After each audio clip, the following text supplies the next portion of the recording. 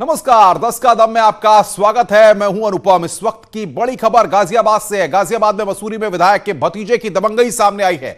आपको बता दें कि आरोपी ने टोल प्लाजा पर टोल मांगने पर हंगामा काटा है और महिला टोल कर्मी के साथ वहां पर मारपीट की गई है, जिसकी पूरी तस्वीरें न्यूज 18 के पास आई हैं।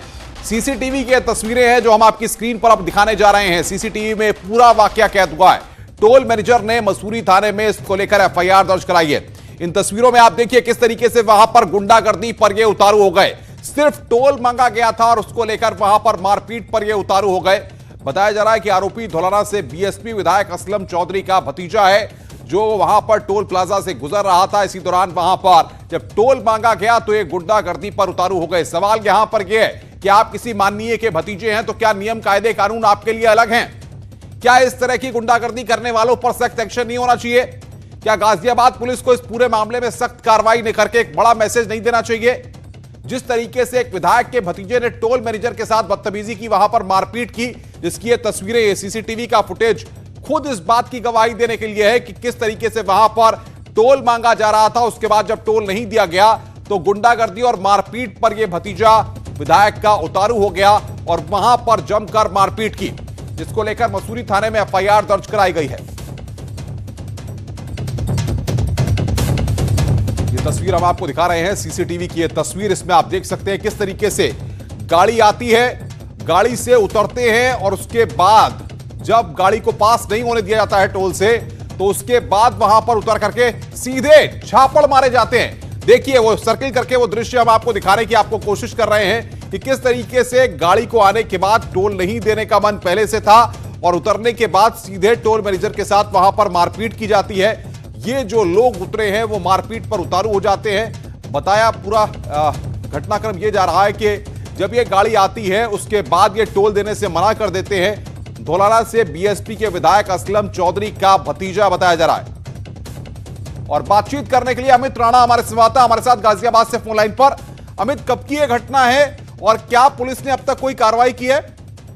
जी, आपको बताना चाहूंगा, ये मसूरी दासना इलाके में एक टोल पड़ता है। कल की घटना है जब टोल कर्मियों ने टोल के लिए एक ब्रीजा गाड़ी को रोका। उस गाड़ी में से एक युवक उतरा जिसने खुद को वहां पर जो विधायक हैं उनका भतीजा बताते हुए ये कहा कि मैं गाड़ी ऐसे ही ले जाऊंगा और टोल की फीस भी नहीं दूंगा। जब इस बारे में उनको रोका गया तो जो टोल पर महिला कर्मी मौजूद थी उसके साथ मारपीट की गई। इतना ही नहीं, उसने फोन करके अन्य युवकों को भी बुलाया। अन्य युवकों ने आकर वहां टोल पर जमकर उत्पात भी मचाया, जिसके चलते ही टोल प्लाजा के जो कर्मचारी हैं उनमें खासा रोष है, क्योंकि महिला के साथ जिस तरीके से मारपीट की, बदतमीजी की गई है।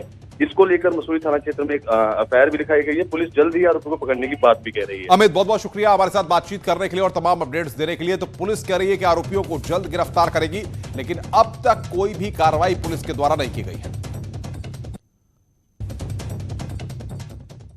आगे बढ़ते हैं। गौतम बुद्ध नगर से खबर है, जहां पर तेज रफ्तार ट्रक और कार की भीषण टक्कर में कार के परखच्चे उड़ गए। हादसे में कार सवार की मौत हो गई है। घटना के बाद ट्रक चालक ट्रक को छोड़कर मौके से फरार हो गया है। तस्वीरें हम आपको दिखा रहे हैं। हादसा बादलपुर थाना क्षेत्र के अछेजा गांव के पास हुआ है। पुलिस ने फिलहाल शव को कब्जे में लेकर पोस्टमार्टम के लिए भेज दिया है।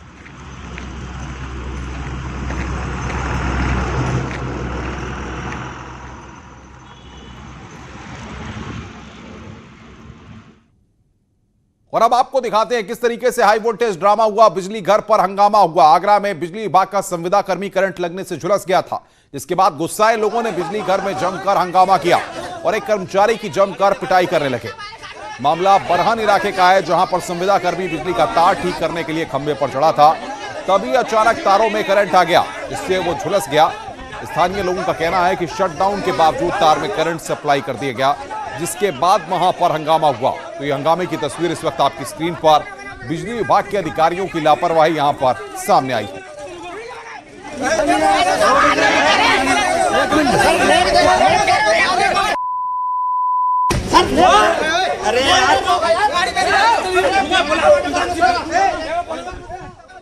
वहीं आगरा में बीजेपी के कार्यकर्ताओं ने थाने के अंदर घुसकर जमकर हंगामा किया। दरोगा से हुए विवाद के बाद भाजपाइयों ने जमकर नारेबाजी की और सोशल डिस्टेंसिंग की जमकर धज्जियां उड़ाई। पूरा मामला थाना पिनाहट क्षेत्र का है, जहां पर बीजेपी के एक कार्यकर्ता का आरोप है कि थाने में तैनात एक दरोगा ने मामूली बात पर उसे थप्पड़ मार दिया। दरअसल सड़क के किनारे कुछ बीजेपी के कार्यकर्ता झुंड बनाकर खड़े हुए थे। दरोगा ने जब उनको सोशल डिस्टेंसिंग का पाठ पढ़ाने की कोशिश की, इसी बात को लेकर दरोगा की उनके साथ कहासुनी हो गई। बीजेपी कार्यकर्ताओं का आरोप है कि दरोगा ने सरेआम एक कार्यकर्ता को थप्पड़ मार दिया और इसी बात को लेकर भारी तादाद में बीजेपी के कार्यकर्ता थाने में घुस आए और जमकर नारेबाजी करने लगे। इस दौरान आप देख सकते हैं कि सोशल डिस्टेंसिंग की जमकर धज्जियां उड़ाई गई। इस मामले की जानकारी मिलने के बाद पुलिस के आला अधिकारी थाने पहुंचे और किसी तरह से बीजेपी के कार्यकर्ताओं को समझाकर मामले को शांत कराया गया।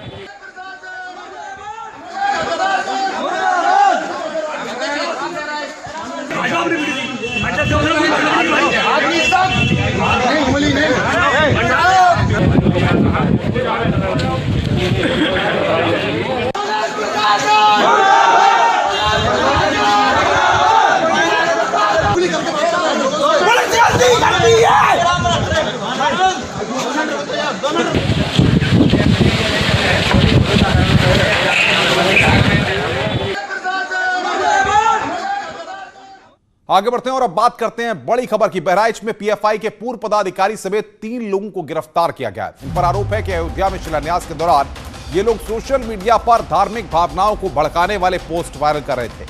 तभी पुलिस की टीम ने इनको पकड़ लिया। पकड़े गए तीनों आरोपियों में से एक पहले पीएफआई का एजेंट रह चुका है। पुलिस के मुताबिक पीएफआई बहराइच में नाम बदलकर एसडीपीआई के नाम से सक्रिय है। इसका मीडिया प्रभारी साहेब आलम है। पुलिस ने बताया कि संस्था के तार केरल से जुड़े हुए हैं और इसकी छानबीन की जा रही है। फिलहाल पुलिस ने तीनों आरोपियों पर केस दर्ज कर उनको जेल भेजा है।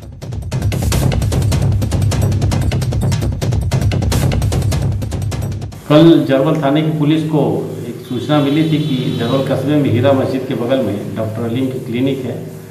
वहाँ पर कुछ लोग बैठ करके सांप्रदायिक सद्भाव और राष्ट्रीय अखंडता को विघटित करने वाले चित्रों, आलेखों और संदेशों का व्हाट्सएप और ट्विटर के जरिए मोबाइल के माध्यम से प्रचार प्रसार कर रहे हैं। इस सूचना पर पुलिस ने वहाँ पर जाकर के रेड की और वहाँ पे डॉक्टर अलीम और उनके सहयोगी साहिब आलम और कमरुद्दीन 3 व्यक्ति मिले।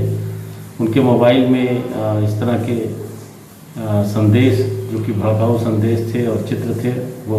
इसमें साहिब आलम पीएफआई का एक पूर्व पदाधिकारी रहा है जो कि इस समय एसडीपीआई के मीडिया प्रभारी के रूप में यहाँ काम कर रहा है। आगे बढ़ते हैं। अमेरिका के राष्ट्रपति डोनाल्ड ट्रंप ने चीनी वीडियो ऐप टिकटॉक और वीचैट पर पाबंदी लगाने के एक आदेश पर दस्तखत कर दिए हैं। यह प्रतिबंध अगले 45 दिनों में लागू हो जाएगा। अमेरिकी राष्ट्रपति ने कहा है कि अमेरिका की राष्ट्रीय सुरक्षा के हित में यह फैसला जरूरी था और इसके संकेत पहले भी वो दे चुके थे। और यहां पर अब अमेरिका में भी चीनी ऐप पर बैन लगा दिया गया है। इससे पहले भारत, आपको बता दें कि चीनी ऐप्स पर बड़ी संख्या में बैन लगा चुका है। कई चीनी ऐप्स भारत में बैन कर दिए गए और उसके बाद अमेरिका ने भी इस बात के संकेत दिए थे और अब जाकर के टिकटॉक और वीचैट बैन कर दिया गया है अमेरिका में। बड़ी खबर है इस वक्त की। राष्ट्रपति ट्रंप ने यहां पर जो आदेश है उस पर दस्तखत कर दिए हैं और इसके संकेत राष्ट्रपति ट्रंप ने कुछ दिन पहले ही एक वीडियो में दिए थे कि उन्होंने कहा था कि टिकटॉक को बैन कर दिया जाएगा और यहां पर अब उस आदेश पर दस्तखत कर दिए गए हैं। और अच्छी खबर इस वक्त है, कोरोना की दवा का दावा किया गया। यूपी सरकार ने कोरोना की दवा को लेकर निर्देश जारी किए हैं। आइवरमेक्टिन टैबलेट को बताया गया है कोरोना में कारगर। संक्रमण से बचाव और उपचार में यह दवा कारगर है। आइवरमेक्टिन इसका नाम है। अपर मुख्य सचिव ने आपको बता दें कि बाकायदा इसके लिए आदेश जारी किए हैं। अमित मोहन, जो कि लगातार कोरोना से लेकर के मामलों की जानकारी देते हैं, उन्होंने इसके लिए निर्देश जारी किए हैं। गर्भवती महिलाओं के लिए नहीं है आइवरमेक्टिन दवा। ये साफ कहा गया है कि जो गर्भवती महिलाएं हैं, प्रेग्नेंट वुमेन्स हैं, उनके लिए आइवरमेक्टिन दवा नहीं है। 10 विशेषज्ञ डॉक्टरों की टीम ने इस दवा को हरी झंडी दी है। कोविड इलाज पर यूपी सरकार ने यहां पर एक महत्वपूर्ण जियो जारी किया है जिसमें आइवरमेक्टिन टैबलेट को कोरोना में कारगर दवा बताया गया है। कोरोना संक्रमण के बचाव और उपचार में इस दवा को कारगर बताया गया है। अपर मुख्य सचिव स्वास्थ्य अमित मोहन प्रसाद ने इसको लेकर एक जियो जारी किया है और जियो में सभी सीएमओ और सीएमएस को इसको इस्तेमाल करने के लिए कहा गया है। बातचीत करने के लिए अलाउद्दीन हमारे संवाददाता हमारे साथ जुड़ रहे हैं। अलाउद्दीन, टेस्टिंग हुई होगी और जाहिर तौर पर कहीं ना कहीं जैसा बताया जा रहा है कि स्पेशलाइज्ड डॉक्टरों की टीम ने इसको हरी झंडी दी है। क्या अपडेट्स मिल पा रहे हैं आपको? देखिए, 10 डॉक्टरों की एक टीम थी। डीजी हेल्थ की अध्यक्षता में एक बैठक हुई है जिसमें केजीएमयू के विशेषज्ञ डॉक्टरों के समेत एनएचएम से जुड़े हुए डॉक्टर, डीजी ऑफिस से जुड़े हुए डॉक्टर, इसके अलावा मेडिसिन डिपार्टमेंट की जो है प्रोफेसर हैं डी हिमांशु, विकासेंदु अग्रवाल, एनबी सिंह, जो डॉक्टरों के एक पैनल है, सूर्यकांत जो कि केजीएमयू में ही एचओडी हैं, इन तमाम लोगों की टीम ने इस दवा के इस्तेमाल को झंडी दी। हालांकि ये दवा पहले से ही मार्केट में है और खास तौर से खुजली और इसके अलावा बालों में जो जू की शिकायत रहती थी या फिर किसी को जो है पूरे शरीर में दाने निकलने की शिकायत पर इस दवा के इस्तेमाल को पहले से ही भारतीय जो है बाजार में छूट है। लेकिन इन तमाम विशेषज्ञों की राय के बाद अपर मुख्य सचिव स्वास्थ्य अमित मोहन प्रसाद ने सभी लोगों को लेटर जारी करके ये बात कही है कि वजन के हिसाब से 4 कैटेगरियां बनाई गई हैं, जिसमें ये तय किया गया है कि किस आदमी को कितना औसतन दवा दी जानी है। यानी कि अगर किसी व्यक्ति का वजन जो है 200 किलो के अंदर है तो उसको 12 मिलीग्राम की जो है तय की ये है दवा देने के लिए, और इसी हिसाब से जितना वजन आदमी का घटता जाएगा। बिल्कुल अलाउद्दीन, आप बने रहिए हमारे साथ। एक और बड़ी खबर यहां पर आ रही है, कोरोना 20 लाख के पार। देश में कोरोना का आंकड़ा 20 लाख के पार हो गया। एक दिन में 62,000 से अधिक कोरोना संक्रमित मामले सामने आए हैं। देश में अब तक 13,78,106 लोग ठीक हुए हैं और सिर्फ 6,07,384 एक्टिव केस हैं। तो यह आंकड़ा 20 लाख के पार हो गया है देश में, जो लगातार बढ़ता है। अलाउद्दीन बातचीत करने के लिए हमारे साथ है। अलाउद्दीन, कुछ अच्छी खबरें हैं जिस तरीके से दवा की बात सामने आई है, लेकिन यह आंकड़ा लगातार बढ़ता जा रहा है और देश भर में 20 लाख के पार हो गया है। तो क्या ये सारे प्रयास अब कारगर होंगे, उसके बाद यह आंकड़ा कम होगा और ये संख्या कम होती नजर आएगी? और देखिए, जो सच्ची बात है वो ये है कि कोरोना की दवा फिलहाल पर्टिकुलर मौजूद नहीं है और जितने भी प्रयोग हो रहे हैं ये वक्ती हो रहे हैं। इससे पहले आपको याद होगा कि दूसरी दवाओं की बात मार्केट में आई थी कि उसका इस्तेमाल से भी फायदे होंगे, लेकिन वो बहुत ज्यादा कारगर साबित नहीं हुई।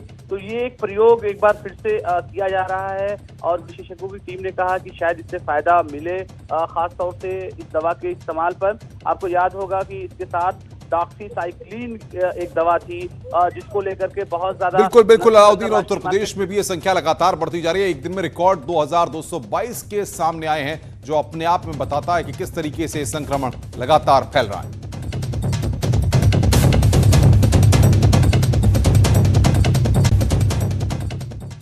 आगे बढ़ते हैं और अब बात करते हैं एक और बड़ी खबर की। मुख्यमंत्री लखनऊ में संगम योजना का शुभारंभ करेंगे। एमएसएमई के तहत स्वरोजगार योजना का शुभारंभ अब से थोड़ी देर में मुख्यमंत्री के द्वारा किया जाएगा। स्वरोजगार संगम योजना की शुरुआत की जाएगी और बरेली में मुख्यमंत्री आज कानून व्यवस्था की समीक्षा भी करेंगे। बरेली में कोरोना को लेकर समीक्षा बैठक है, जिसमें अधिकारियों के साथ बातचीत करेंगे और साथ ही साथ जिला अस्पताल का निरीक्षण भी मुख्यमंत्री कर सकते हैं। तो मुख्यमंत्री का आज का जो कार्यक्रम है वो हम आपको बता रहे हैं कि एमएसएमई के तहत जो स्वरोजगार संगम योजना है उसकी यहां पर शुरुआत मुख्यमंत्री को करनी है और साथ ही साथ मुख्यमंत्री आज बरेली जाएंगे, जहां पर कानून व्यवस्था की समीक्षा करेंगे। और बातचीत करने के लिए अजीत सिंह हमारे संवाददाता हमारे साथ लखनऊ से जुड़ रहे हैं। अजीत, कितने बजे कार्यक्रम होना है और कितने बजे मुख्यमंत्री आज बरेली जाएंगे? देखिए, बिल्कुल मुख्यमंत्री आवास पर अनुपम जो एमएसएमई का कार्यक्रम है वो शुरू होगा और बाकायदा आज जो है एमएसएमई क्षेत्र के जो है 12,09,753 इकाइयों को लगभग 46 करोड़ 61 लाख रुपए वितरित किया जाएगा। इसमें विभिन्न रोजगार जो योजनाएं हैं, प्रधानमंत्री रोजगार सृजन कार्यक्रम हो, चाहे मुख्यमंत्री स्वरोजगार योजना हो, 1 डिस्ट्रिक्ट 1 प्रोडक्ट हो, या फिर वित्त पोषण सहायता योजना, मुद्रा योजना हो, इनमें ऐसी योजनाएं सम्मिलित है जिसमें मुख्यमंत्री ये धन ऋण जो है उन्होंने अब वितरित कर दिया है, लाइन उन्होंने ट्रांसफर कर दिया है और थोड़ी देर में मुख्यमंत्री संबोधित भी करेंगे। इसके बाद 10:45 पर अनुपम कोविड-19 को लेकर जो प्रमुख बैठक है, कोरोना वायरस को लेकर टीम 11 के साथ वो बैठक करेंगे, क्योंकि जिस तरह मरीजों की संख्या बढ़ रही है उसको लेकर समीक्षा बैठक करेंगे, अपडेट लेंगे कि आखिर क्या तैयारियां हैं, क्या अस्पतालों में बेड, वेंटिलेटर और दवाओं की क्या बात है, जिस तरह 19 को लेकर दवा का इस्तेमाल करें। बिल्कुल, बहुत बहुत शुक्रिया आपका हमारे साथ जुड़ने के लिए और बातचीत करने के लिए। अजीत सिंह बता रहे थे मुख्यमंत्री का कार्यक्रम और अब से थोड़ी देर में ही उस कार्यक्रम की शुरुआत होने वाली है एमएसएमई के संगम योजना की, जिसका शुभारंभ मुख्यमंत्री को करना है।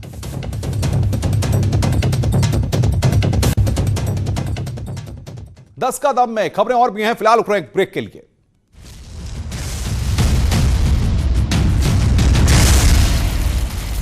इस न्यूज हेडलाइंस के प्रायोजक